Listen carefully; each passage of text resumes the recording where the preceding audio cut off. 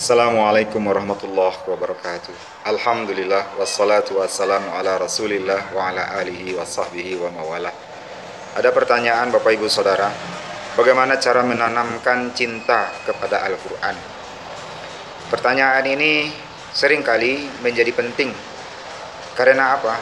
Karena tanpa ada cinta di dalam mempelajari Al-Qur'an, begitu berat rasanya, susah untuk meluangkan waktu. Bahkan sudah bersama dengan Al-Quran itu sendiri, sudah membacanya, sudah duduk di halaqahnya, namun hati kita masih juga merasa jauh darinya, tidak ada kebetahan. Itu kenapa? Karena di dalam hati kita belum ada rasa cinta kepada Al-Quran. Di dalam kita mengajar anak-anak menghafal Al-Quran, mencintai Al-Quran ini juga sangat penting.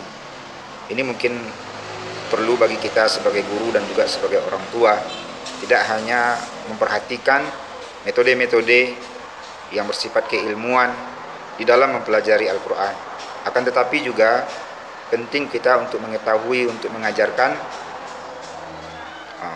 adab kepada Al-Quran. Lalu jawaban dari pertanyaan tadi, bagaimana cara mendapatkan kecintaan di dalam hati kepada Al-Quran? Maka jawabannya adalah kita amalkan adab-adab di dalam membaca Al-Quran. Sesungguhnya Nabi SAW telah menjelaskan sumber dari segala adab, sumber akhlak itu apa. Dalam hadis yang diriwayatkan oleh Imam Ibnu Majah, Rasulullah SAW bersabda, "Inna likulli dinin khuluqan wa khuluqul Islam al-haya." Sesungguhnya setiap agama itu mempunyai akhlak-akhlak, dan sesungguhnya akhlak di dalam Islam itu sumbernya, mata airnya adalah malu. Malu dalam hal tentu saja adalah malu kepada Allah Subhanahu wa taala. Bila di dalam hati kita ini ada rasa malu kepada Allah Subhanahu wa taala, di mana kita sebagai seorang hamba manusia yang begitu banyak salah, begitu banyak noda dan dosa, tengah berhadapan dengan Al-Qur'an, kalamullah, perkataan Allah Subhanahu wa taala, kita malu kepada Allah Subhanahu wa taala.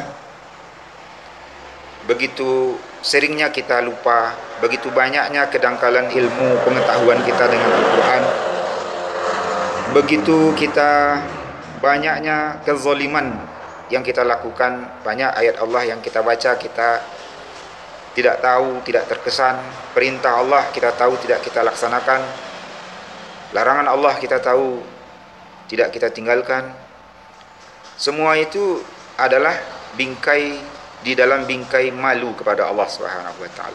Namun bukan hanya malu kepada Allah Subhanahu wa taala, akan tetapi juga sumber adab kepada Al-Quran yang menimbulkan kecintaan dalam hati kita adalah malu kepada Al-Quran itu sendiri. Sehingga kita memposisikan kitalah yang butuh kepada Al-Quran, bukan Al-Quran yang butuh kepada kita. Kitalah yang merendah di bawah Al-Quran, bukan Al-Quran yang kita letakkan rendah dari kita. Jadi ini sumbernya semua tentunya dengan adanya rasa malu dalam hati kita. Jadi ada adab kepada Al-Quran, ada juga adab kepada guru-guru yang mengajarkan kita Al-Quran. Sehingga salah seorang sahabat Nabi SAW, Ali bin Abi Thalib radhiyallahu anhu, mengatakan, andaikan ada seorang yang mengajari aku satu huruf, aku rela menjadi budaknya.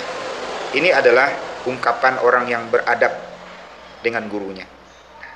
Tentu saja mengenai adab-adab terutama kepada Al-Quran ini, marilah sama-sama kita pelajari, kita baca-baca lagi, kemudian kita amalkan buat diri kita, juga kepada anak-anak kita. Maka inilah jawabannya, bagaimana cara menimbulkan kecintaan di dalam hati kita kepada Al-Quran, yaitu dengan kita mengamalkan adab-adab kepada Al-Quran. Semoga bermanfaat. Assalamualaikum warahmatullahi wabarakatuh.